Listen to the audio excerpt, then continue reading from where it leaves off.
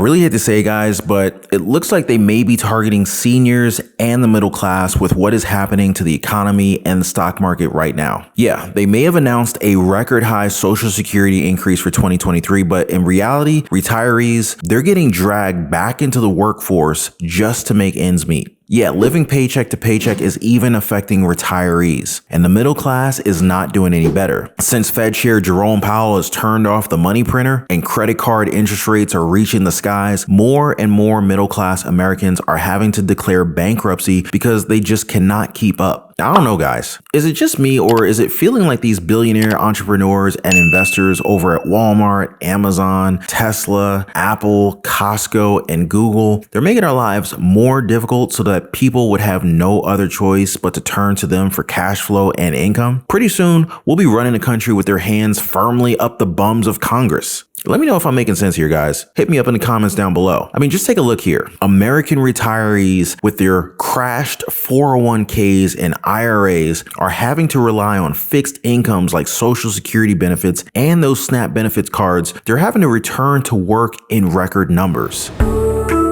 During the height of the pandemic, more than 3 million people in the U.S. retired, some before they turned 65. In the last few months, though, quite a few of them have had to go back to work to make ends meet because of inflation. Yeah, tonight we hear from two local retirees, one who was forced to go back to work, another thinking very hard about doing that. Clara Duckworth retired in December from the State Workforce Services Office in Fort Smith. She's been working since she was 16 and says she was really looking forward to full-on retirement.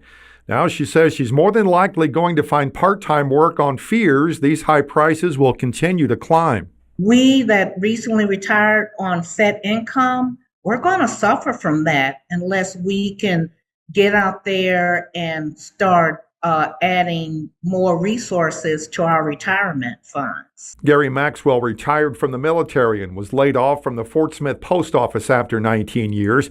He now works 4 days a week, 12-hour days at Mars Pet Care in Fort Smith because he says his Social Security and military disability weren't enough. Well, I was stuck with about $1,435 a month to live on, and that don't work. He says he was able to live on that income until inflation set in. We could pay our rent and our bills and what food we needed, and that was it. You know, we couldn't go anywhere, do anything. Clara and Gary are not alone. According to a Wall Street Journal report, more than 500,000 retirees across the country had to go back to work because inflation is simply too much. U of A economist Mervyn Jebaraj says retirees going back to work is a trend that actually started in early 2019 and got a lot worse during the pandemic. For two reasons. One, because wages are higher, and two, because several people retired early in the last 2 years, retired earlier than they had planned to because of COVID, but they're coming back. Claire says she's hoping it won't be difficult to find a job. They're looking for people that can kind of hit the ground running. And I think in that sense, people that recently retired, we're going to have a leg up on that because we have skills, today's skills to bring to the table. Jebaraj says the rise in inflation will hopefully level off before the end of this year. We think, hopefully, fingers crossed, that inflation has peaked, but there's going to be it's going to remain elevated for a fairly long time, probably through the rest of this year. At that point, your increases in Social Security will remain as part of your income. So people should be able to retire again. But not Gary. I figure I'll be working from now on. You know, I don't see any other way out of it.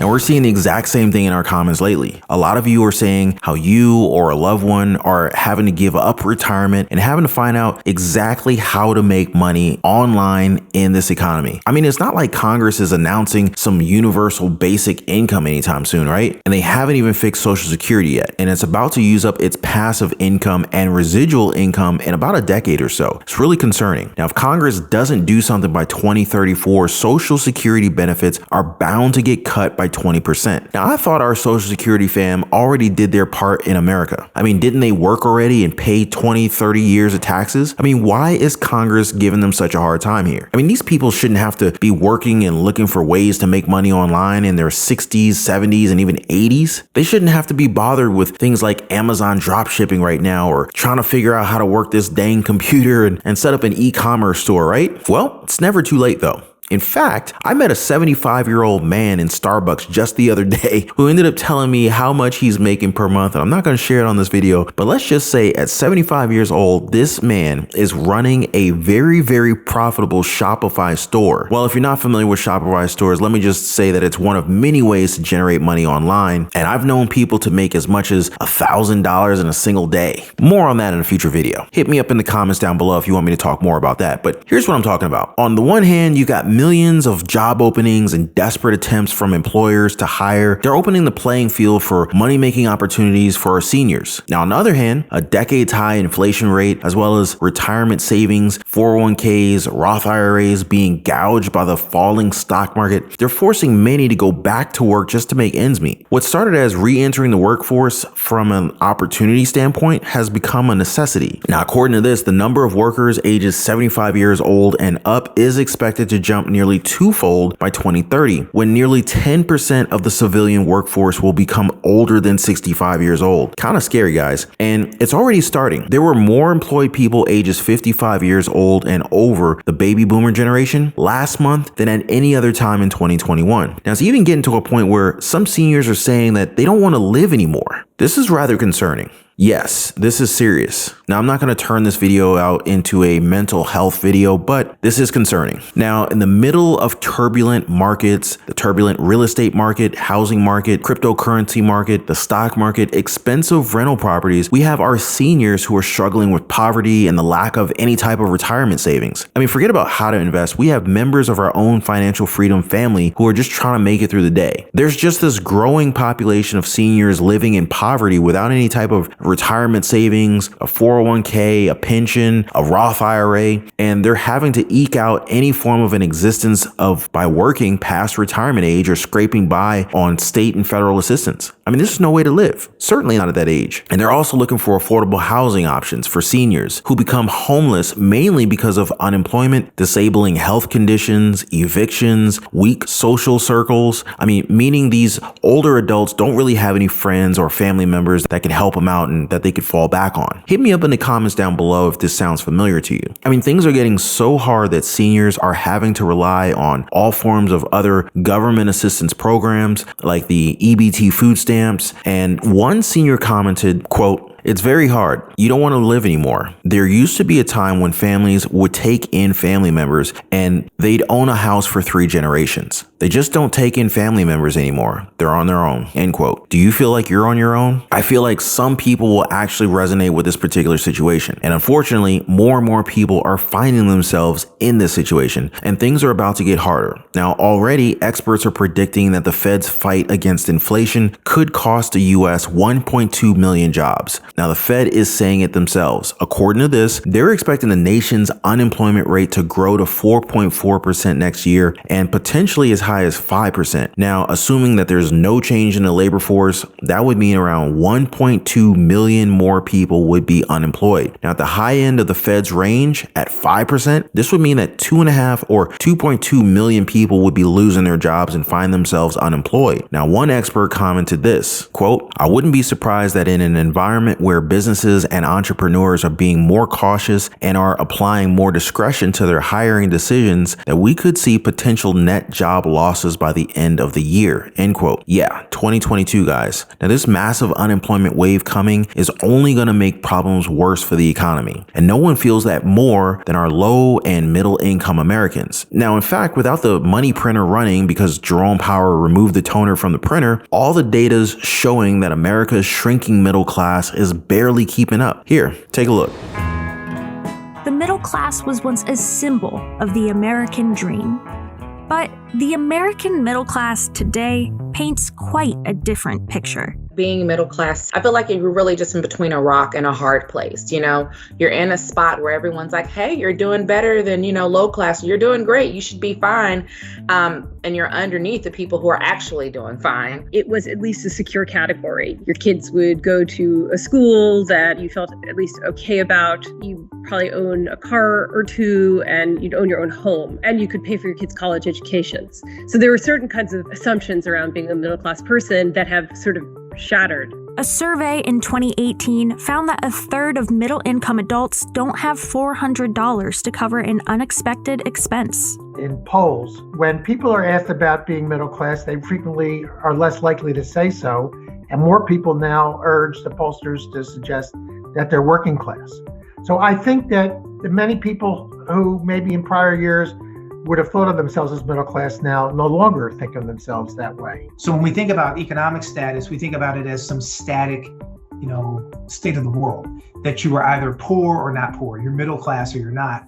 But in fact, the reality is that many middle class families will experience one or a few years in poverty. In fact, most American families will have years where they'll be poor or near poor. That precarity, that uncertainty, that is now a feature of the middle class experience for most U.S. families.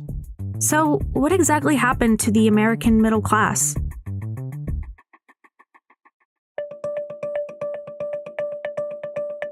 A study by the Pew Research Center discovered that the middle class, which was once comprised of the majority of Americans, has steadily shrunk since the 1970s. About 61% of American adults were considered middle class in 1971, compared to just 51% in 2019. However, the issue still remains widely debated. When people think about the state of the middle class and whether or not it's shrinking, it really is a difficult question. And I think the reason why is that as a nation, we've not actually established a formal definition of middle class. I was at a seminar recently where somebody literally said, there is no middle class anymore. The middle class is gone. And I thought, oh dear, that's political rhetoric. And I understand that it's a sort of a stand-in for saying that folks in the middle are hurting. But it's just really not accurate. We looked at the size of the middle class in these 16 rich countries in 1985 and again in 2016. And one of the things that surprised me was the size of the middle class in the United States did not change. It was about 59% in 1985, and it was 59% in 2016. Experts instead prefer the term squeezed to describe what's happening to the middle class today. Even if the middle class hasn't statistically shrunk, I do think that the middle class faces more in the way of pressures to maintain or even build upon their position. What it takes to actually live a middle class life, to have quality of life in many American cities is not what it once was. They're not necessarily able to pay their rent easily. They can't own a property. If they're in their 30s, they may not feel comfortable having kids because they'll realize that having a child would be too expensive. And forget about medical care. If you have one thing happen to you physically, often people don't have good enough medical care. They don't have any insurance. This all goes into making somebody part of the squeezed middle class. As the middle class lifestyle grows more expensive and uncertain, it's also moving farther beyond the reach of younger generations. In 2019, just 60% of millennials were part of middle-income households in their 20s, compared with almost 70% of baby boomers.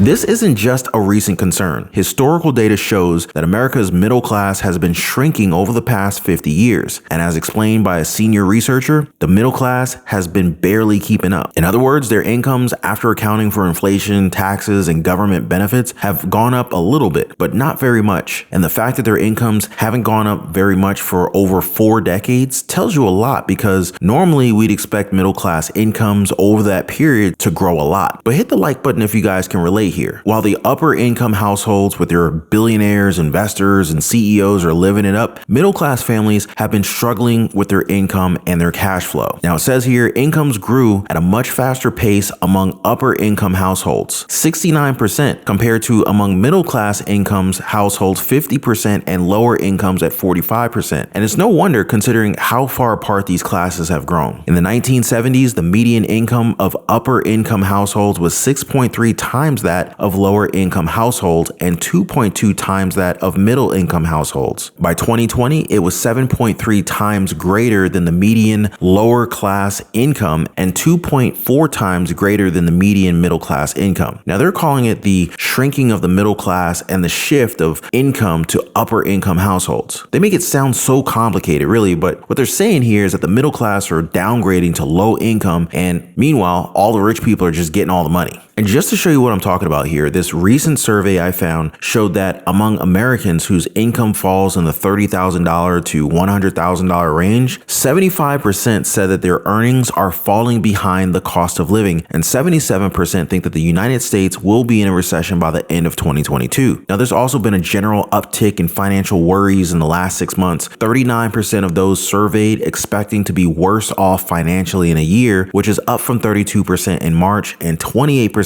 in December 2021. Matter of fact, in December of 2020, that share was 17%. They even noted that there's a higher level of concern financially among middle income families than there was at the height of the pandemic. People are worried more now than after the pandemic. Now just imagine how bad things are financially that middle income Americans are more worried now than when the pandemic shut everything down around the world. I wonder if they could declare inflation as a pandemic. I mean, it's definitely affecting the world, kind of like how C-19 did, right? The survey also showed how middle income Americans are resorting to working longer before retirement, cutting back on their emergency funds, and increasing the use of their Visa credit cards, Master credit cards, and American Express credit cards just to keep up with inflation. All of that running on the treadmill just to stay still. And it's pretty dangerous to rely on credit cards with the Fed interest rates pumping them up. The average rate on credit cards has been ticking upward and now averages more than 17%. Consumers' tabs stood at a collective $840 billion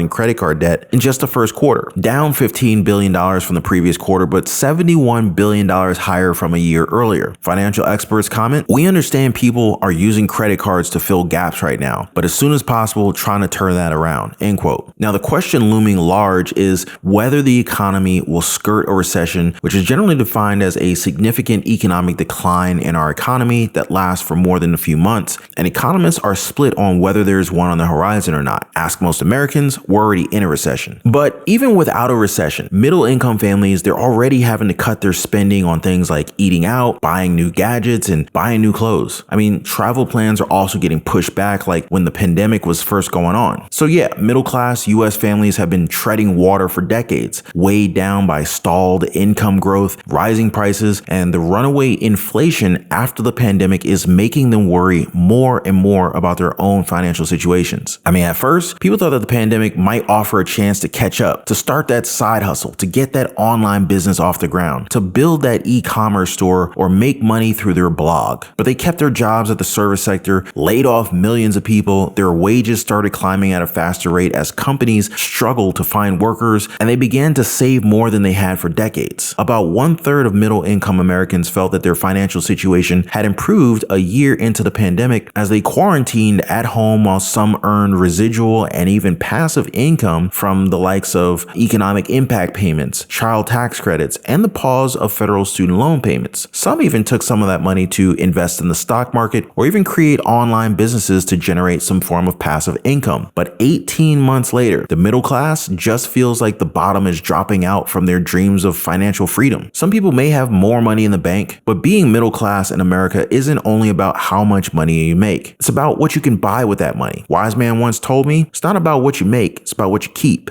Some people measure that by whether a family has a second refrigerator in the basement or a tree in the yard. But what really matters is whether people feel comfortable that they can afford the 3 H's: housing, healthcare, and higher education. But what do you guys think? Do you feel comfortable with the 3 H's? Or should Congress finally do something? Or are you going to do something for you and your family? Because we know we can't depend on the government. Now, if you want to know what me and my family are doing to generate passive income and increase our income and create multiple streams of income so that we're not being destroyed by inflation and the awful governmental policies that are continuously being rolled out and destroying the middle class, hit me up in the comments down below. I hope that you guys are safe, and I look forward to seeing you guys on the next one.